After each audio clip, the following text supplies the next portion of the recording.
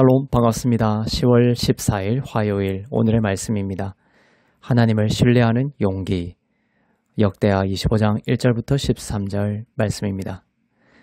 아마샤가 위에 나아갈 때에 나이 25세라 예루살렘에서 29년을 치리하니라. 그 모친의 이름은 여호앗단이라 예루살렘 사람이더라. 아마샤가 여호와 보시기에 정직히 행하기는 하였으나 온전한 마음으로 행치 아니하였더라. 그 나라가 굳게 섬에 그 부왕을 죽인 신복들을 죽였으나 저희 자녀는 죽이지 아니하였으니 이는 모세 율법 책에 기록한 대로 함이라. 곧 여호와께서 명하여 이르시기를 자녀로 인하여 아비를 죽이지 말 것이요 아비로 인하여 자녀를 죽이지 말 것이라. 오직 각 사람은 자기의 죄로 인하여 죽을 것이니라 하셨더라. 아마샤가 유다 사람을 모으고 그 여러 족속을 따라 천부장과 백부장을 세우되 유다와 베냐민을 함께 그리하고 20세 이상으로 계수하여 창과 방패를 잡고 능히 전장에 나갈 만한 자 30만을 얻고 또 은 100달란트로 이스라엘 나라에서 큰 용사 10만을 상내었더니 어떤 하나님의 사람이 아마샤에게 나와서 이르되 왕이여 이스라엘 군대로 왕과 함께 가게 마옵소서. 여호와께서는 이스라엘 곧 에브라임 자손과 함께 하지 아니하시나니 왕이 만일 가시거든 힘써 싸우소서. 하나님이 왕을 대적 앞에 엎드러지게 하시리이다. 하나님은 능히 돕기도 하시고 능히 패하게도 하시나이다. 아마샤가 하나님의 사람에게 이르되 내가 100달란트를 이스라엘 군대에게 주었으니 어찌할꼬. 하나님의 사람이 대답하되 여호와께서 능히 이보다 많은 것으로 왕에게 주실 수 있나이다.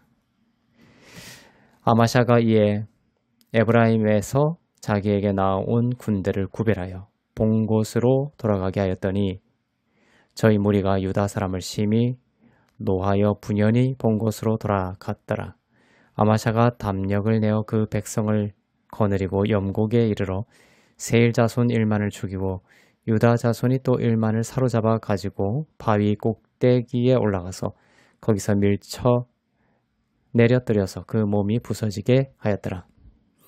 아마샤가 자기와 함께 전장에 나가지 못하게 하고 돌려보낸 군사들이 사마리아에서부터 벳호른까지 유다 성읍을 엄습하고 사람 3천을 죽이고 물건을 많이 노략하였더라. 아멘. 남유다의 아하스 왕이 신하들에 의해 죽임을 당하고 그의 아들인 아마샤가 25세에 왕이 되어 29년을 다스렸습니다. 아마샤는 아버지를 죽인 신하들을 죽였습니다. 보복한 거죠. 대신 그 신하들의 자녀들은 살려주었습니다. 모세의 율법책에 기록한 대로 한 것입니다. 신명기 24장 16절의 율법을 따른 것이죠. 신명기 24장 16절을 읽어보겠습니다. 아비는 그 자식들을 인하여 죽임을 당치 않을 것이요 자식들은 그 아비를 인하여 죽임을 당치 않을 것이라. 각 사람은 자기 죄에 죽임을 당할 것이니라. 즉 아버지가 죄를 지었다고 해서 그 자녀를 죽이지 말고 그 자녀가 죄를 지었다고 해서 그 아버지를 죽이지 말라는 것입니다. 각각 그 사람의 죄로 벌하라는 것이죠. 이 율법 규정에 따라 아마샤는 아버지를 살해한 신하들만 죽이고 그 자녀들은 살려주었습니다. 공의롭고 정의로운 처벌을 한 것입니다. 그런데 복음을 이해하려면 표면적인 율법 안에 들어있는 복음적인 깊이를 함께 이해해야 합니다. 예를 들면 율법에서 살인하지 말라고 했습니다. 살인한 자는 죽임을 당하였습니다. 그러면 누구를 죽이지 않은 사람은 생각할 것입니다. 율법에 따라 나는 사람을 죽인 적이 없으니까 나는 괜찮아 라고 할 것입니다. 그러나 예수님이 오셔서 산상수훈을 통해 율법이 그렇게 표면적인 수준이 아니라는 것을 알려주셨습니다. 예수님은 말씀하셨습니다. 누군가를 미워하기만 해도 살인한 것이다 라고 하셨습니다. 율법의 기준이 인간의 양심과 상식 수준을 넘어서는 것임을 알게 합니다. 그래서 어느 누구도 이 율법에 나는 해당되지 않아서 나는 괜찮아 라고 말 못하게 만드신 것입니다. 그것을 통해 오직 예수님의 십자가만을 의지하게 하신 것입니다. 아마샤가 선왕을 살해한 신하는 죽이고 그 자녀들은 살려주게 된 그 율법인 신명기 24장 16절은 각각 자기의 죄로 처벌하라는 것이었고 그래서 그 자녀들은 살려준 것이었지만 성경은 첫사람 아담의 죄가 모든 사람에게 유전된다고 또한 말씀하시므로 하나님의 거룩한 율법을 기준으로 해서 보았을 때 모든 사람은 첫사람 아담의 유전된 죄가 자신의 죄로 여겨지게 됨으로 인해 자기 죄로 인해 죽을 운명에 처했다라는 것을 이해할 필요가 있습니다. 누구를 미워하기만 해도 살인한 것이라는 예수님의 말씀이 그 신하들의 자녀들에게도 해당될 뿐만 아니라 말이죠. 그래서 아마샤의 신하 처벌과 그 근거 규정을 표면적으로만 보면 모든 사람에 대한 복음의 필연성에 이를 수가 없게 되죠. 그래서 예수님은 율법의 높이와 깊이를 드러내심으로 아무도 피해갈 수 없도록 하셨습니다. 그리고 예수님이 십자가에서 이루신 보혈의 공로를 의지하여야만 유전된 죄와 스스로 지은 죄, 그 모든 죄에서 깨끗하게 되고 죄와 상관없는 자유한 의로운 자로 천국과 구원에 이를 수 있다는 것을 가르치셨습니다. 이것이 복음입니다. 나로 인한 것이 아닌 예수로 인한 구원입니다. 아마샤는 30만 군대를 조직합니다. 에돔을 치기 위해서죠.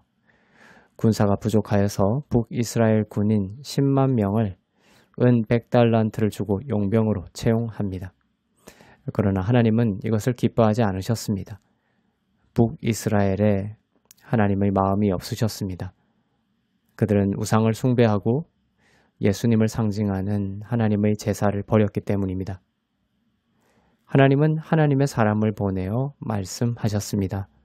하나님은 북이스라엘 군대와 함께 계시지 않으니 북이스라엘 군대를 데리고 가지 말라. 아마샤는 순간 망설였습니다. 용병들을 돌려보내면 용병들에게 쓴 돈을 손해보게 된다. 이미 돈을 지불하였거든요. 그런 생각이 들었습니다. 그렇지만 하나님의 사람이 아마샤에게 어떤 말을 합니다. 그 말을 듣고 아마샤는 하나님을 신뢰하게 되었습니다. 하나님의 사람은 이렇게 말했습니다. 9절과 10절에 나오는데요. 여호와께서는 능히 이보다 많은 것을 왕에게 주실 수 있나이다. 그리고 하나님은 능히 군대를 승리하게도 하실 수 있고 쓰러뜨리실 수도 있는 분이시다는 것이었습니다.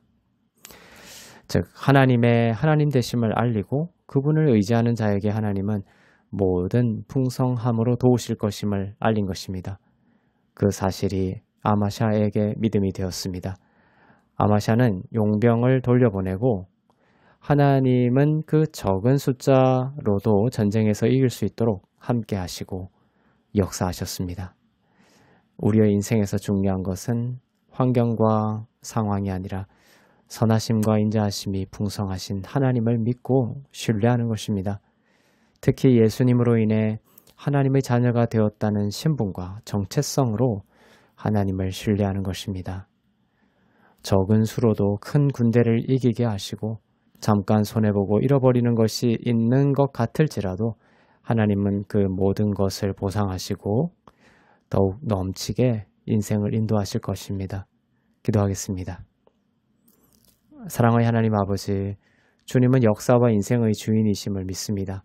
군대와 나라를 일으키기도 하시고 멸하기도 하시는 능력이 있으신 분이심을 믿습니다. 군대와 나라와 사람을 의지하기보다 하나님을 믿고 신뢰하는 오늘이 되게 하옵소서. 예수님의 십자가의 사랑으로 하나님의 자녀가 된 우리가 풍성하신 하나님의 생명과 공급하심과 그분의 성품 가운데 오늘을 살 수 있도록 도우시고 역사하옵소서.